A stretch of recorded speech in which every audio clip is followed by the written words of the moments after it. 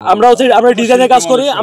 আমাদের প্রত্যেকটা রুমে অন্তত 3 থেকে 4টা করে পিসি আছে, সব লাখ টাকার পিসি, কোনো নিরাপত্তা না স্যার। আজকে ওরা যেভাবে হামলাটা করছে, আমাদের পুলিশ প্রশাসন যখন আসলো এখানের মধ্যে, পুলিশ যারা আসলো, পুলিশকে বলতেছি ভাই আপনারা আমাদের নিরাপত্তা দেন। পুলিশের সামনে আমাদের হলের ভিতরে 3টা ককটেল ছুড়লো, পুলিশ দাঁড়াইছিল। পুলিশের আমরা হেল্প চাইতেছি, আমরা বলতেছি যে আপনারা এটাকে কন্ট্রোল করেন।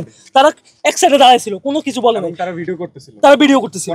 ইভেন যখন হচ্ছে ডাঙ্গলে ওরা সরে আসছে, তখন হচ্ছে পুলিশ বেরোয় আসছে, আমরা তখন বেরোয় আসলাম।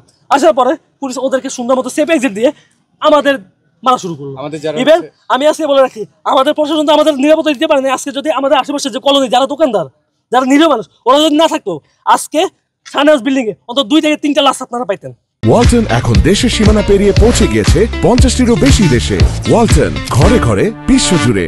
তো সেটা বলে রাখতেছি, আমাদের শাহনাজ বিল্ডিংটা আমাদের ঢাকা বিশ্ববিদ্যালয় থাকতো না, এটা ঢাকা কলেজের হয়ে যেত। তারা ওইখানে লিখে দিয়ে গেছে এটা আমাদের বাড়ি, বুঝতে পারছেন? এই সাহসটা ঢাকা কলেজ পাইছে। পুলিশের সামনে কি করে একটা হলের ভিতরে ককটেল ছুড়ে, আমাকে এটা বলেন। আজকে এই নিরীহ মানুষগুলো, এদের তো দায়িত্ব না আমাদের নিরাপত্তা দেওয়া। এদেরকে মারা হয়েছে, ওদেরকে মেরে একটা ছোট ছেলে তার গাড় এইভাবে বাঁকা হয়ে গেছে মেরে। আপনারা যদি এখানে সরজমিনে থাকতেন তাহলে দেখতে পারতেন সবার রক্তাক্ত অবস্থা। কোথায় আমাদের প্রফেসর ঘুমাইতেছে, কেউ নাই, আমরা কাউকে পাই নাই। আমরা মেন বিল্ডিং এ গিয়েছি, আমাদের বিপি হচ্ছে বিপি প্রোটোকল নিয়ে উল্টা আরো জিনিসটাকে ইয়া করলো। আমাদের মেন বিল্ডিং এ আমরা সহযোগিতা চাইছি, আমাদের তাদেরকে যাইতে দেয় নাই। তারা যখন যাইতেছিল তখন আমাদের বিপি সাদিক ভাই সেখানের মধ্যে সামনে ছিল ক্যামেরা ফুটেজ খাওয়ার জন্য, তখন আবার এদিকেও আক্রমণ আসে, আমাদের এই সাইড ক্যাম্পাসের দিকেও আক্রমণ আসে। এটা নিরাপত্তাটা কে দিবে? আমরা প্রশাসনকে আমাদের হলে নিরাপত্তা চাইলে একটা কথাই বলে যে আমাদের হল ভেঙে ফেলবে, তোমাদের হল তো ভেঙে ফেলবে, তোমাদের কোনো ভর্তুকি দিব না, তোমাদের কোনো ইয়ে নাই, কোনো কিছু নাই, কোনো আমাদের সংস্কার নাই করে সেখানের মধ্যে। আমরা সব দিক দিয়ে বঞ্চিত। আমাদের এখানের মধ্যে বলা হইতেছে তোমাদের হল ভেঙে ফেলবো, এখানে মেয়েদের হল, 3 মধ্যে হল করবো। আরে বাবা, এখানের মধ্যে 2টা মেয়েদের হল অলরেডি আছে, যেটা ক্যাম্পাসের বাইরে। আরে আমার ক্যাম্পাসের ভিতরে সাম্য ভাই মারা গেল, যেটা কোনো বিচার হইলো না। নিউ মার্কেটের মতো একটা এরিয়ার মধ্যে 2টা মেয়েদের হল আছে, আরেকটা মেয়েদের হল করবেন, এর নিরাপত্তা কিভাবে দিবেন আপনারা? একটা গাড়িও তো দেখিনি। ঢাকা কলেজ পল্টন মানুষ একদম ওই জায়গাটা ইয়ে করতেছে। এখন আমরা এই কজন স্টুডেন্ট মিলে তাও অনেকটা দমায় রাখছি যে আমাদের বন্ধুদের কেউ ইয়ে করবে না, আমাদের উঠাই দেন। আমরা সমাধান চাইতে গেলে এটা বলে তোমাদের হল তো উঠে দিব। আমাদের হলে কোনো অ্যাটাচমেন্ট নাই, আমাদের হলে কোনো আমাদের বাবুর্চি নাই, আমাদের খাবার নাই, আমাদের পানি নেই, কিছু নাই। আমাদের ছাদ ভেঙে পড়তেছে, কোনো সংস্কার নাই, পড়াশোনা করার জায়গাটা পর্যন্ত নাই আমাদের।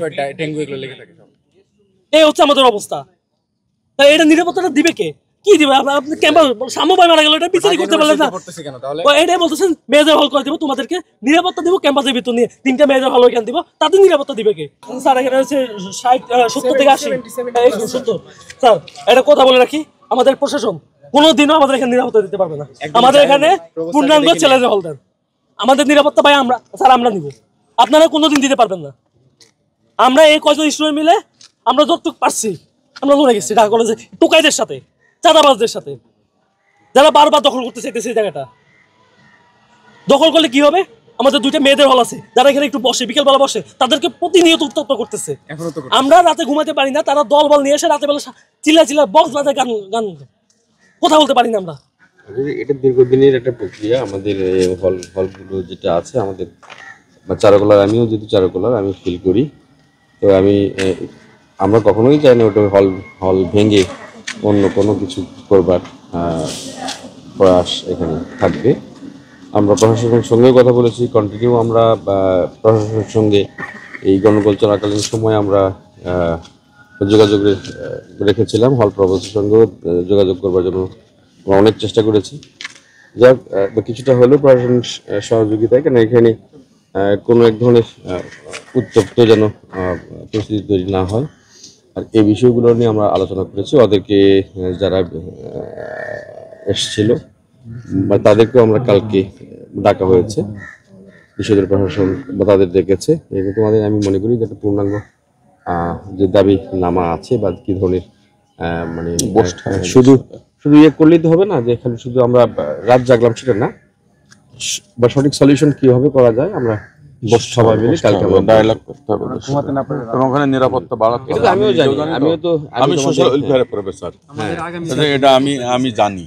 এখানে স্যার একটা কথা বলবো, আমরা চারুকলা মানুষ, আমরা ডিজাইনের কাজ করি। আমাদের প্রত্যেকটা রুমে অন্তত 3 থেকে 4টা করে পিসি আছে, সব লাখ টাকার পিসি। আজকে যে হামলাগুলো করলো জানি না, এখনো রুমে তো যায় দেখি না, গ্লাস টাস জানলা ভেঙে গেছে, কার পিসি কি হয়েছে জানি না। আমার প্রত্যেকটা রুমে দামি দামি জিনিস, কোনো নিরাপত্তা না স্যার। আজকে ওরা যেভাবে হামলাটা করছে, আজকে যদি আমি এটাই বলি যে এলাকাবাসী যদি না থাকতো, ওরা আজকে হলের ভিতর ঢুকতো।